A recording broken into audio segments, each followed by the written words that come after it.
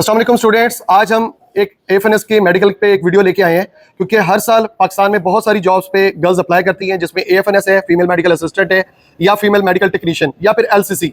कोई भी uniform job हो, जब भी आप टेस्ट देंगे तो टेस्ट के बाद सबसे पहला जो मरहला है वो आपका मेडिकल का है, इनिशियल मेडिकल, एंड देन जब आपकी सिलेक्शन फाइनल हो जाती है तो आपका फाइनल मेडिकल है। तो मेडिकल पे कोई वीडियो आपको इंटरनेट पे यूट्यूब चैनल पे प्रॉपर एक वीडियो जिसमें आपको क्लियर आपको एक एक स्टेप बताया गया हो, तो इस तरह की वीडियो आपको नहीं अवेलेबल होती। इस वजह से हमारे जो आज स्टूडेंट्स हैं एएफएनएस के, जो फिजिकल क्लासेस ले रहे हैं, ऑन कैंपस क्लासेस ले रहे हैं, तो उनके साथ आज हम एक वीडियो मेडिकल की बनाने जा रहे हैं जिसमें इनका हाइट, वेट, जो बीएमआई है या ईएनटी है या आईसाइट है, सर्जिकल है, कंप्लीट वो मेडिकल जो आपने सेंटर्स पे देना होता है वही मेडिकल सेम हम यहाँ पे प्रैक्टिस करेंगे। और इसमें यह फायदा होगा कि इन स्टूडेंट्स को भी पता चल जाएगा कि हमारे अंदर क्या कमी बेशी है या कौन सी ऐसी चीज़ है जिसको हम इंप्रूव कर सकते हैं या उस पर हम अनफिट हो सकते हैं। और दूसरा, जितने भी व्यूअर्स हैं उनको ये पता चल जाएगा कि जब आपका एएफएनएस का टेस्ट होगा तो एएफएनएस के टेस्ट के बाद जो नेक्स्ट आपका मेडिकल होने या फिजिकल या जो भी प्रोसेस होने तो वो क्या फॉलो करने वाले हैं। तो जो तरतीब होगी हमारे इस प्रोसेस की, उसमें सबसे पहले हम इनका बीएमआई यानी हाइट वेट करवाएंगे, देन फिर इनकी आईसाइट होगी, देन इनका ईएनटी और देन सर्जिकल होगा जिसमें ओवरऑल इनके कैरिंग एंगल, इनका फ्लैट फीट या knocking knee, each and every aspect को इस वीडियो में डिस्कस किया जाएगा इंशाल्लाह ताला। तो स्टार्ट करते हैं। इसमें ना गर्ल्स के लिए मैं एक पॉइंट डिस्कस करना चाहता हूँ। जब भी आप हाइट के लिए जाते हैं ना तो ज्यादातर ये देखिए, आप पाँव नीचे से अपार्ट होते हैं, मतलब कि आपने थोड़े से गैप में रखे होते हैं जिसकी वजह से आपकी 2 से 3 सेंटीमीटर हाइट का फर्क आ जाता है। तो जितने भी स्टूडेंट्स हैं, एक चीज, एड़ी मिलाएं दोनों, एक तो ये पाँव दोनों इस तरह मिलेंगे और दूसरी जो एड़ी है पीछे से वो दोनों की एड़ी मिला के बिल्कुल बैक साइड पे लगेगी। उसके बाद ये आपकी कमर या आपके ऊपर वाली जगह, ये पोस्चर पूरा टच हो रहा होगा, पूरा टच, और फिर आपने इसके साथ ही एक्सटेंड करना है। लेकिन एड़ी नीचे से यूं उठाएंगे तो वो आपको फाउल हो जाएगा, वो आपको कहेंगे ये गलत कर रहे हैं आप। तो ये आपने करके नॉर्मल पहले बॉडी पोस्चर लिया, फिर अपने आपको ये देखिए एक्सटेंड किया तो आपकी हाइट कम से कम 2 से 3 सेंटीमीटर बढ़ जाएगी, क्योंकि normally army, air force, navy height को 2-3-1 सेंटीमीटर कम लिखते हैं, यानी आपकी 160 आ रही है वो 159 लिखेगा। तो ये चीज सारे गौर कर लें जितने भी स्टूडेंट्स हैं कर रहे हैं हाइट के लिए। बिल्कुल जो एड़ियां है ना वो आपने पीछे लगानी है। इसमें जो गलतियां करती हैं लड़कियां वो ज्यादातर देख लीजिएगा, जब भी आप अपराइट पोस्चर में खड़े होंगे ना तो आपके जो हील्स हैं एक तो वो पीछे मिलने चाहिए और दूसरा हील्स जो दीवार होगी या फिर पीछे लकड़ी का बना होगा हाइट वाला, तो आपके बिल्कुल उसके साथ लगना चाहिए। और जो आपकी हाइट है, जो आपका पोस्चर है वो बिल्कुल अपराइट होना चाहिए, झुका हुआ नहीं होना चाहिए, एक टांग पे नहीं होना चाहिए, बिल्कुल फ्लैट। और बिल्कुल आपने जितना अपना ऊपर एक्सटेंड कर सकते हैं, एड़ियां उठानी नहीं है लेकिन आपने अपने आप को एक्सटेंड करना है, तो उसके बाद ये हाइट आएगी। अब जिस तरह इनकी 162 इनकी सेंटीमीटर हाइट आ रही है, तो हाइट में मैं बता दूं कि नॉर्मल जो हाइट है वो 152.4 सेंटीमीटर, यानी आप अप्रोक्सीमेटली 153 सेंटीमीटर लगा रहा हूं, यानी 5 फुट हाइट जो होगी वो 153 सेंटीमीटर के इक्वल होगी। और इसी तरीके से अब इनका वेट चेक हो जाएगा।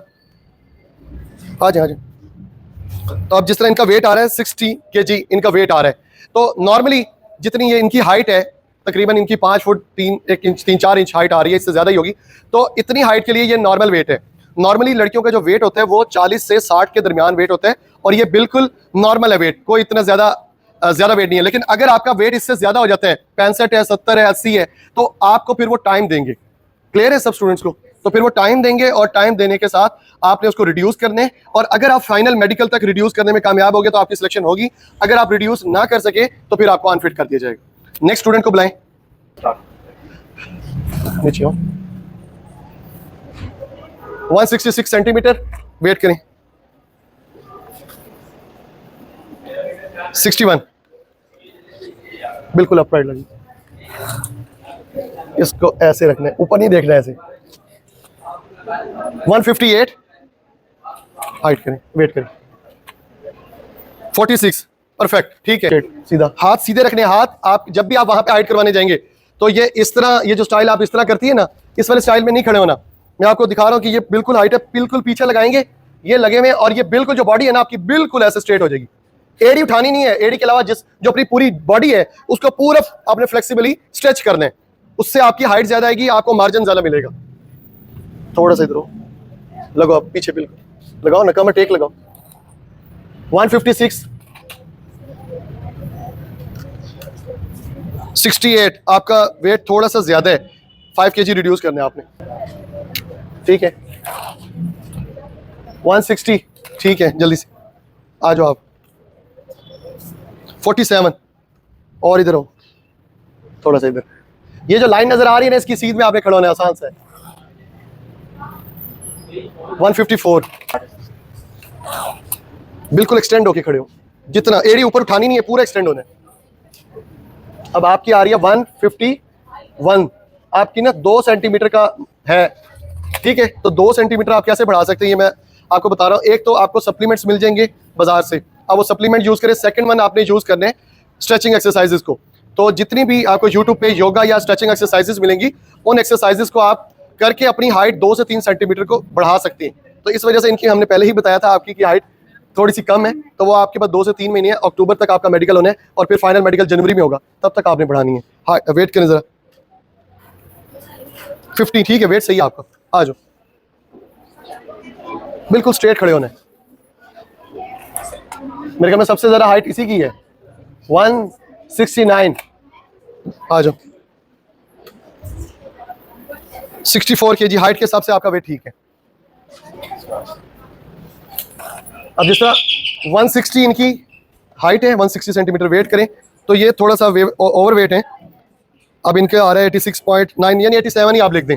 तो अब जिस तरह इनका वेट ज्यादा है, बहुत सारे कैंडिडेट्स ऐसे होते हैं जिनका वेट ज्यादा होता है, उनके लिए बेस्ट एग्जांपल ये है कि आप फास्ट फूड छोड़ दें और आप ग्रीन टी यूज करें लेमन के साथ, और मॉर्निंग वॉक कर सकती हैं तो वो बेस्ट है, वरना इवनिंग में जब आप फ्री हो तो आप वॉक करें, रेगुलर बेसिस पे करें। जब भी आप रेगुलर बेसिस पे वॉक करेंगी या रनिंग अगर नहीं भी कर सकती, तो कम से कम वॉक और कावा का इस्तेमाल ज्यादा कर दें, मॉर्निंग प्लस इवनिंग, और साथ में extra diet, sweets, cold drinks या कोई भी एक्स्ट्रा फूड आप जो जंक फूड लेती हैं बाहर बाजार से, पिज्जा, बर्गर, शवारमा, ये सारी चीजें कट ऑफ कर दें, ठीक है। ये चीज नोट कर लें जितने भी स्टूडेंट्स हैं आप, कि जब भी वहां पे आपका हाइट वेट होगा तो एक BMI होती है। ये कैलकुलेटर आप गूगल पे भी सर्च कर सकते हैं, सिंपल लिखेंगे BMI, body mass index. Body mass index में क्या होगा, आप अपनी हाइट सेंटीमीटर्स में लिख देंगे या इंचेस में, और नीचे वेट लिखेंगे तो एग्जैक्ट BMI आ जाएगा स्केल। तो आपने ग्रीन बेल्ट में होने, अगर ग्रीन बेल्ट में है तो इट्स ओके, यानी BMI नॉर्मली 25 तक एक्सेप्टेबल है, 25 तक हेल्दी वेट होता है, 25 से ऊपर आप ओवरवेट होते हैं, 27 तक। उसके बाद एक स्टार्ट हो जाता है ओबेसिटी 1, और 30 के बाद स्टार्ट हो जाता है ओबेसिटी 2। ये BMI की जबान में मैं बता रहा हूँ आपको। तो इनमें से हमारे पास 2 कैटेगरी है। एक कैटेगरी है जो अंडरवेट है। अंडरवेट का मतलब है कि इनकी जो हाइट वेट के हिसाब से जो ग्रोथ है वो कम है, मतलब कि इनके वेट कम है। इनके लिए मैं कहूँगा कि आप जो मर्जी खाएं पिए, लेकिन खसूसन हेल्दी डाइट में मैंने बताया कि मिल्क शेक का इस्तेमाल ज्यादा करें, केला खजूर, या फिर अगर आप फास्ट फूड यूज करते हैं तो रात के टाइम फास्ट फूड यूज करें और सो जाएं। उससे यह होगा कि आपके फैट्स ज्यादा आने स्टार्ट हो जाएंगे, और उससे क्या होगा, आपका वेट दिनों में 1 हफ्ते, 2 हफ्ते, 1 महीने में बढ़ जाएगा। इनको कम से कम 3 से 4 किलो, 5 किलो बढ़ाना है। और दूसरी साइड पे हमारे पास है वो जिनकी BMI ज्यादा है, उनको क्या करना है कि उन्होंने एक्स्ट्रा फूड, जंक फूड खत्म कर देने। और इसके अलावा वो लोग जो कहते हैं कि मेरे जंक फूड भी हम नहीं खाते, यानी आप बर्गर, शवारमा कुछ भी नहीं खाते लेकिन फिर भी वेट बढ़ता है, उनको है ये जो रोटी होती है गंदम की रोटी, ये कुछ अरसे के लिए आप स्किप करें मॉर्निंग में, इवनिंग में, और इसकी जगह सलाद या फिर आप सादा मतलब कि उबले हुए जो बॉइल्ड राइस होते हैं वो ले लें अचार के साथ या किसी चीज़ के साथ। तो इन चीज़ों से आपका वेट कम होना स्टार्ट हो जाएगा। तो उनको वेट कम करने हैं और इनको वेट ज़्यादा करने हैं। तो लेट्स सी, अब आई साइट देखते हैं कि आई साइट का क्या है। अच्छा, दूसरा मरहला है आपका आई साइट का, इसको जब गौर से सुन लें। इस तरह का बोर्ड आपको हूबहू यही वाले बोर्ड वहाँ पे मिलेंगे, ठीक है। अब इसमें क्या होता है, इसमें इंग्लिश में अल्फाबेट है या उर्दू में, वहाँ पे मोस्टली इंग्लिश को यूज़ किया जाता है, लेकिन आप उर्दू वाला भी इसलिए लगवाया हुआ कि अगर हो। अब वो करते क्या है कि आपको 5 से 7 कदमों पे खड़ा करके आपको आई साइट के लिए कहते हैं। अब यहाँ पे कुछ ट्रिक्स हैं जो मैं आपको बताऊंगा जिससे आप आई साइट को बहुत आराम से क्लियर कर सकते हैं। फर्स्ट वन कि ये अल्फाबेट को आपको पहले से पता होने चाहिए, आप फ्लो में पढ़ेंगे। दूसरा, ये देखें 6x6 यहाँ पे है और 6x5 भी है, उससे भी कम है, तो आपको ज्यादातर वो 6x6 या 6x12 या 6x9 वाली लाइन कहेंगे, और कभी भी वो सीधा पढ़ने को नहीं कहेंगे, आपको हमेशा कहेंगे कि इसको उल्टा पढ़ने, मतलब कि इस साइड से इधर नहीं पढ़ना, इधर से इधर की तरफ पढ़ने। तो वहां पे कुछ लोग कंफ्यूज हो जाते हैं। और सबसे इंपॉर्टेंट चीज आपको कहते हैं कि एक आंख बंद करके पढ़ने। यहां पे मसला आता है सब स्टूडेंट्स को कि आंख आप कैसे बंद करते हैं, ये आप यूं रखते हैं इस आंख पे, और इस आंख को जब आप प्रेस करते हैं तो 1 से 2 सेकंड के बाद ये वाली आंख ब्लर देखना स्टार्ट कर देती है, ब्लरी हो जाती है और आप नहीं पढ़ सकते। और यही रीजन है कि वहां पे बहुत सारी लड़कियां मेडिकली अनफिट हो जाती है आई साइट के ऊपर। आप वहां पे मिन्नत करोगे, आप वहां पे रिक्वेस्ट करोगे, वो नहीं आपकी बात मानेंगे। मैं इसलिए बार बार समझा रहा हूं कि करना क्या है ये सब स्टूडेंट्स के लिए।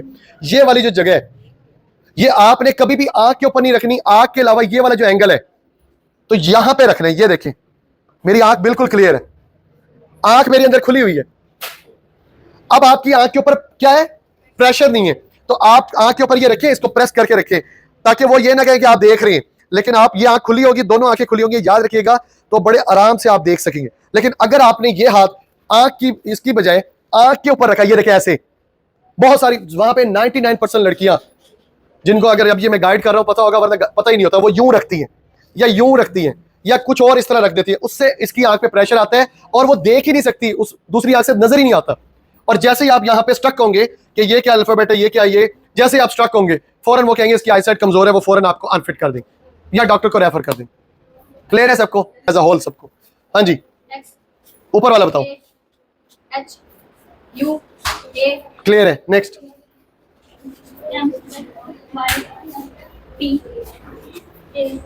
क्लियर है? नेक्स्ट, जल्दी आते जाओ। क्लियर है? जल्दी से आ जाए। हाँ जी, क्लियर है? नेक्स्ट। क्लियर है? चलो ये देखिए, अब विद ग्लासेस हम कह रहे हैं, चश्मा साफ है, आ रहा है नजर? क्लियर है? ग्लासेस उतारें। अब जो मैं पूछता जाऊँ वो बताना है। क्लियर हो? आराम से।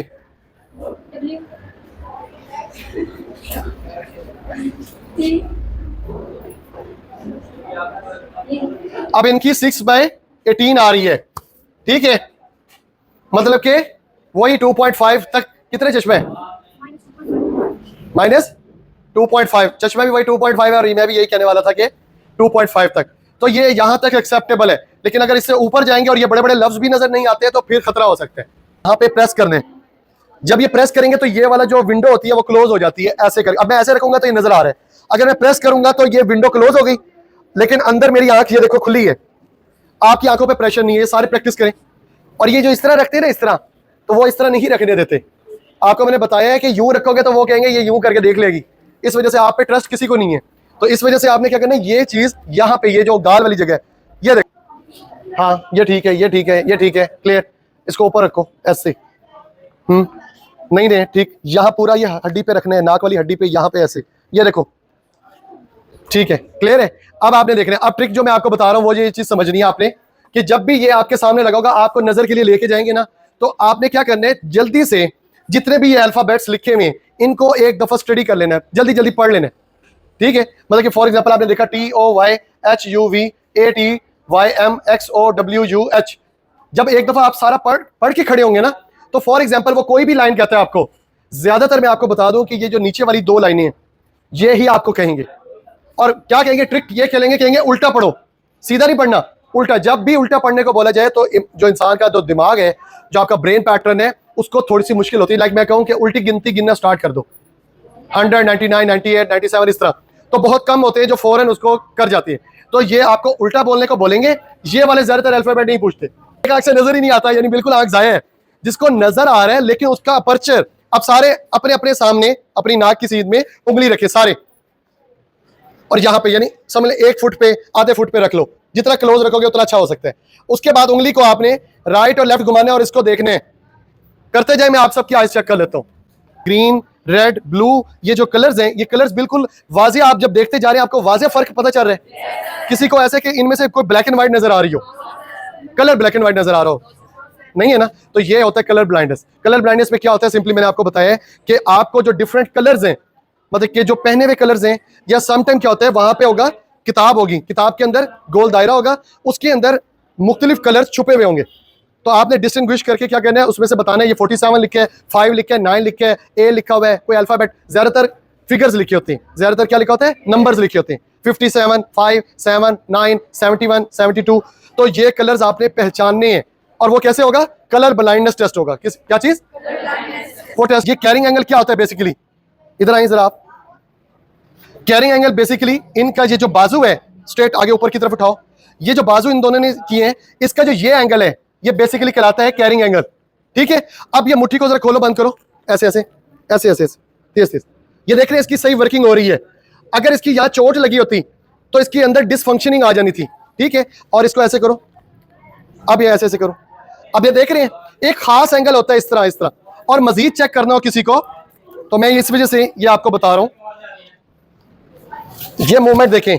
अगर किसी की चीज के ऊपर मैं रख के ऐसे ऐसे करूंगा ना, किसी भी चीज, फॉर एग्जांपल इसके ऊपर, ये तो ये मेरी मूवमेंट देख रहे, क्लियर है, मतलब कि अगर मैं किसी चीज को पकड़ के सहारा लेके ऐसे ऐसे करूंगा तो ये आपका बाजू थोड़ा सा टिल्ट आएगा, कभी भी स्ट्रेट नहीं होगा। ये देख रहे हैं बाजू थोड़ा सा टिल्ट आएगा, तो ये नॉर्मल की निशानी है। आपको मैंने बता दिया कि इसके बाजू स्ट्रेट इस तरीके से, ये देखें, और ये देखें ये एंगल, ये बिल्कुल अब इसका ठीक है। ये 10 से 20 के दरमियान में है। गर्ल्स की थोड़ी सी लचक फ्लेक्सिबिलिटी ज्यादा होती है, बॉयज की कम होती है। इस वजह से मैंने आपको बताया था कि लड़कों का कितना एंगल है, 10, 5 से 15, 18 तक एक्सेप्ट, लेकिन लड़कियों के क्योंकि फ्लेक्सिबिलिटी ज्यादा है इस वजह से इनका एंगल जो मार्किंग है वो थोड़ी सी डिफरेंट। अब सारे जल्दी से स्टार्ट कर लें, मैं 1 बाय 1 बताता जाऊंगा। अगर किसी का मसला होगा, आपने इसे एक्सटेंड है इसमें और इस एंगल में देखिए फर्क आ रहा है नजर, तो ये देखें ये थोड़े से कर्व आ रहा है इसमें, एक्सटेंशन इसकी देखें, इसको बोलते हैं हाइपर एक्सटेंशन। इधर आ जाओ, इसी पे फोकस कर, ये इसको कहते हैं हाइपर एक्सटेंशन। अब सारों के ठीक है, लेकिन इसके देखिए ये बिल्कुल हाइपर एक्सटेंशन आ रही है। आओ सामने, इसकी ये देखिए नॉर्मल एक्सटेंशन आ रही है, सबकी इस तरह आ रही होगी, लेकिन कहीं देख रहे हैं इसका ज्यादा इस तरह एक्सटेंशन यूं आ रहा है, दैट्स कॉल्ड हाइपर एक्सटेंशन। ठीक है, तो हाइपर एक्सटेंशन में क्या होता है, वो इसको रेफर कर सकते हैं अगर उनको शक हुआ कि इसका एंगल में मसला है, ये बाजू ठीक वर्किंग नहीं करता, जिस तरह करें। अब वर्किंग तो ठीक कर रही है, वर्किंग में कोई इशू नहीं है, इसकी मूवमेंट में कोई इशू नहीं, तो हाइपर एक्सटेंशन पे वो इसको मेडिकली रेफर करेंगे। सीएमएच में डॉक्टर एक्सरे करवाएगा, और अगर इसका एंगल 10 से 20 तक या 22 तक होगा, इसको ओके करके क्लियर कर देगा। फाइनली एक्सरे होने हैं फाइनल मेडिकल में। ठीक है, अगर इस तरह की चोट है और अगर इसमें आपकी उंगलियां या वेन डैमेज हो गई है, फॉर एग्जांपल ये देखें ये उंगलियां, अब एक एक उंगली हिलाओ, एक एक उंगली, ये देखें ये, हाँ तो ठीक है, क्या परेशान क्यों हो गए हो? तो ये अगर ये इस तरह की चोट लगे और अगर आपके हाथ वर्किंग सही में, यानी आपकी चोट लगी है और फिर भी हाथ ठीक है वर्किंग में, तो इट्स एक्सेप्टेबल, कुछ भी मसला नहीं है। लेकिन अगर ये चोट लगती या सेल्फ हार्म होता, मतलब इसने खुद चाकू से किया होता या कुछ भी होता है ना, बाजू का जज्बाती होकर बंदा कुछ कर देता है या कोई दूसरा इसको करते हैं, तो अगर ये वेन्स डैमेज हो जाती तो इसकी उंगलियां मूव ना कर रही होती, या ये उंगलियां डैमेज हो जाती। अगर उंगलियां डैमेज है या ये डैमेज हो, तो फिर ये मसला बनता है और फिर आप अनफिट हो जाते हैं। अगर ये वाली वेन है, यहाँ वाली है, यहाँ वाली है, कुछ भी डैमेज होता है और आप डिसफंक्शनिंग आ जाती है, तो फिर आपके लिए मसला क्लियर है सबको। आपने सुना होगा चांद ग्रहण या सूरज ग्रहण की वजह से होता है। अगर आपके जिस्म पे व्हाइट डॉट्स हैं, अगर इन्फेक्शंस डॉट्स हैं, मतलब कि किसी और को लग सकते हैं या कोई बीमारी के हैं, तो उस पर तो वो अनफिट कर देते हैं या स्किन स्पेशलिस्ट को रेफर करते हैं। लेकिन अगर ये वाले हैं, ये कहलाते हैं सूरज ग्रहण वाले। आपको पता होगा चांद ग्रहण सूरज ग्रहण की वजह से ये पूरी बॉडी पे, ये पूरी बॉडी पे इस तरह के निशान होते हैं, व्हाइट या ब्लैक। तो ये डॉक्टर एक टेस्ट लिखते हैं, वो टेस्ट आपने करवाना था फाइनल मेडिकल में। वो ये देखते हैं कि क्या ये दाग कल को जख्म तो नहीं बन जाएंगे, यानी आज तो ये निशान है ना, कल को ये जख्म बन सकते हैं और इससे दूसरे को किसी को इन्फेक्शन हो सकता है, तो ज्यादातर वो टेस्ट नेगेटिव आता है, तो ये एक्सेप्टेबल। लेकिन अगर ये दाग लगा हुआ है लेकिन इससे फॉर एग्जांपल जख्म बन जाता है या पस आ रही है या फिर वो एक खरेंडा सा जो बन जाता है और बार बार वो निकलता है फिर बनता है, फिर वो, उस सूरत में डॉक्टर कभी भी आपको फिट नहीं करेगा। वो कहेगा इसको स्किन स्पेशलिस्ट को चेक करवाएं, तो वो मैडम या सर स्किन पूरी को चेक करेंगे, उसके बाद आपका टेस्ट करवाने के बाद आपको फाइनल करेंगे कि आपको सिलेक्ट करना है या नहीं करना, ठीक है। लेकिन आपको स्किन स्पेशलिस्ट चेक जरूर करेगा। कट में आपको क्या दिखा देता हूँ। अब ये जिस तरह कट लगी हुई, ये कट है। अब इस तरह के जो कट होते हैं, तो ये इस पर डॉक्टर आपको साइकोलॉजिस्ट या साइकेट्रिस्ट को रेफर करेगा कि ये सेल्फ हार्म में लगाएं, आपने खुद लगाए हैं, या फिर कोई जख्म लगा था, कोई बाढ़, कोई शीशा, कुछ ऐसा लगा है, किन चीजों से, किस तरह से ये लगे।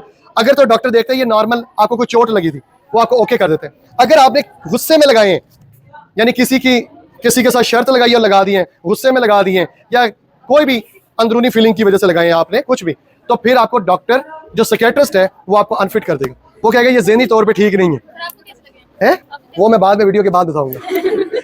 अच्छा, सर्जिकल में सेकंड ऑप्शन आ जाता है आपके पास, knocking knee and flat feet. Flat feet में आप सबका जो एंगल है, पाँव का जो एंगल होना चाहिए, ऊपर करें, ये वाला, टांगे जरा खोलें, ये वाला जो एंगल है, ये आपका 18 से 30 तक होना चाहिए। 18 से 30 तक एंगल होना चाहिए। अगर ये एंगल 18 से 30 है, आपका ये जो कर्व है, तो आपका एक्सेप्टेबल है। थोड़ा बहुत ऊपर वो गुजारा कर लेते हैं, लेकिन अगर आपका बिल्कुल फ्लैट है कि बिल्कुल पाँव, तो वो एक्सेप्टेबल नहीं है। अब मैंने 5 डिफरेंट एंगल, ये जो है ना फीट, ये आपके लिए एग्जाम्पल के तौर पे दिखाने लगा हूं। करीब आए जरा, उठाओ जरा। अब ये जो फीट है, इस तरह रखें, इस तरह आगे पाँव रखो ना, आगे एक पाँव आगे रखो। ये जो आप देख रहे हैं, सबसे पहले इस साइड से लेके आए, ये वाला जो पाँव है, ये थोड़ा सा फ्लैट फीट में आता है, थोड़ा सा, लेकिन ये एक्सेप्टेबल है, इसका कोई मसला नहीं है। नेक्स्ट, ये बिल्कुल आइडियल पाँव है, मतलब कि ये बिल्कुल, ये कर्व देख रहे हैं इसकी, ये बिल्कुल कर्व ठीक है, क्लियर हो गया। नेक्स्ट, इसकी देखें कर्व थोड़ी सी कम है, लेकिन ये भी बिल्कुल नॉर्मल पाँव है। नेक्स्ट, ये देखें, ये भी कर्व देखें, इसकी कर्व भी क्लियर है, पाँव सीधा रखो ना, ये कर्व। नेक्स्ट, ये देखें, ये फ्लैट फीट है, आगे रखें जरा थोड़ा यहाँ पे, आपको ये फ्लैट फीट नजर आ रहा होगा थोड़ा सा। इसकी बेस्ट एग्जांपल मैं इस तरह दे सकता हूं कि आप पानी में पाँव रखें, पानी से निकाल के नीचे ऐसे रखें, अगर पाँव के फ्रंट टो में और हील के दरमियान में गैप आ रहा है, जमीन सूख जाती है, सूखी हुई होती है, तो इसका मतलब क्या है, पाँव ठीक है। और अगर आपका पूरा पाँव छप जाता है तो इसका क्या मतलब है, फ्लैट है। ये भी सही है, ये भी सही है, ये भी थोड़ा सा फ्लैट है, ठीक है, लेकिन ये ठीक है। ये भी सही है, ये भी सही है, ये भी ठीक है, ये भी ठीक है। राइट करो, ये थोड़ा सा फ्लैट है। समटाइम ये होता है कि आपका एक फीट ठीक होता है, एक फ्लैट होता है। ये आपने खुद गौर करना है कि दोनों फीट मेरे ठीक हो। ये देखें, ये थोड़ा सा इसका फ्लैट है, वो दिखाओ। ये देखें, ये इसका एंगल देखो सारे, और लेफ्ट वाला एंगल ठीक है, राइट वाला देखो फ्लैट है थोड़ा सा। एक जिसको आप कहते हो एक पाँव भारा है, एक हल्का है, आप समझ आ गई। जो फ्लैट फीट वाला होता है वो पाँव भारी कहलाता है, और जो नॉर्मल कर्वेचर में होता है वो क्या होते हैं, वो ठीक होते हैं। नेक्स्ट, अच्छा स्टूडेंट्स, अब आ जाती है सर्जिकल में आपकी नॉकिंग नी। नॉकिंग नी के लिए मैं खुद बता देता हूँ पहले कि आप स्ट्रेट सिंपल वे में खड़े होंगे, आप घर पे भी चेक कर सकते हैं। अपनी टांगे इस तरह रखनी है, वी शेप में देख रही हैं आप सब। अब वी शेप में रखने के बाद ये अपना हाथ है, ये अगर हाथ आपका यहाँ से गुजर जाता है, ये देखें, या आराम से यहाँ से, तो इसका मतलब है कि आपके एंगल ठीक है। और अगर आपका ये इसके ऊपर घुटनों के ऊपर घुटने चढ़े हुए हैं, तो इसका मतलब है कि नॉकिंग नी है।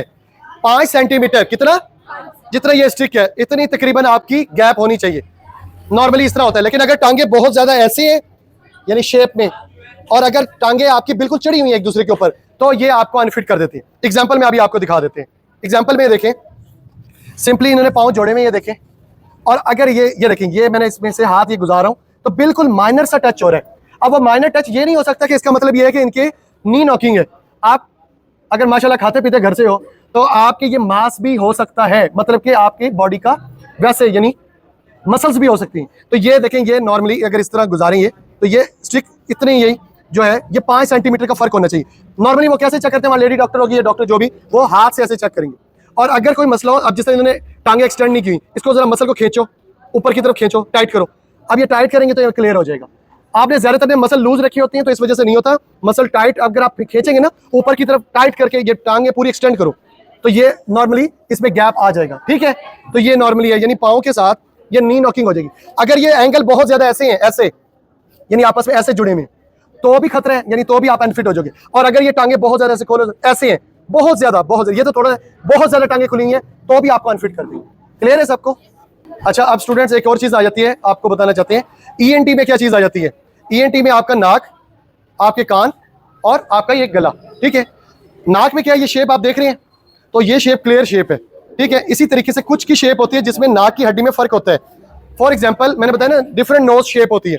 अगर आपकी यहाँ वाली नोज क्लियर है दोनों साइडों से, अगर सांस सही आता है, आपको दोनों साइडों से इक्वल आता है तो ठीक है, नहीं तो अगर कम आता है तो आपका डीएनएस का प्रॉब्लम हो सकता है, और वो आपको ऑपरेट करवाना पड़ेगा, डीएनएस का ऑप्शन। ठीक है, इसके अलावा ये आपके मतलब कि क्लियर है। इसके अलावा आईब्रोज वगैरह क्लियर है, मतलब कि ये नॉर्मली वो देखते हैं अगर किसी का कोई कट हो या आईब्रो पूरी ना हो, यहाँ से कोई डैमेज हो, कुछ हो, चेहरा डैमेज हो, फेस आपका डैमेज नहीं होना चाहिए। मतलब समटाइम होता है फेस के ऊपर कट लगा हुआ है या फेस कोई निशान है, फेस के ऊपर बर्थ मार्क है, तो वो फिर उसको डॉक्टर पे चेक करवाते हैं। उसके बाद बात आ जाती है दांतों की, टीथ। अब टीथ में मैं एग्जांपल दे रहा हूँ, जिस तरह इसके करा, अब ये कुछ दांत आपको नजर आ रहे हैं, फ्रंट वाले थोड़े से एंगल चेंज है, तो इसका क्या करेंगे, वो डॉक्टर किसको कहेंगे कि ब्रेसेस लगवा लें, लगते हैं ना। अच्छा, इसके अलावा जो दांत होते हैं, अगर दांत ऊपर वाले डैमेज है, ऊपर वाले, नीचे वाले या ऊपर वाले, फ्रंट के दांत डैमेज है, तो ये डैमेज वाले जो दांत होंगे ये एक्सेप्टेबल नहीं है।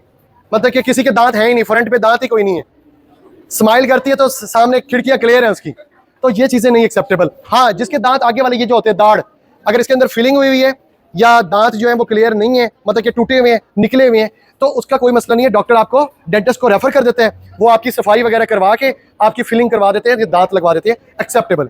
लेकिन फ्रंट के दांत टूटे हुए तो एक्सेप्टेबल नहीं है। स्माइल में आएंगे ना, जहां तक स्माइल में दांत आते हैं वो दांत आपके साबित और अपने होने चाहिए।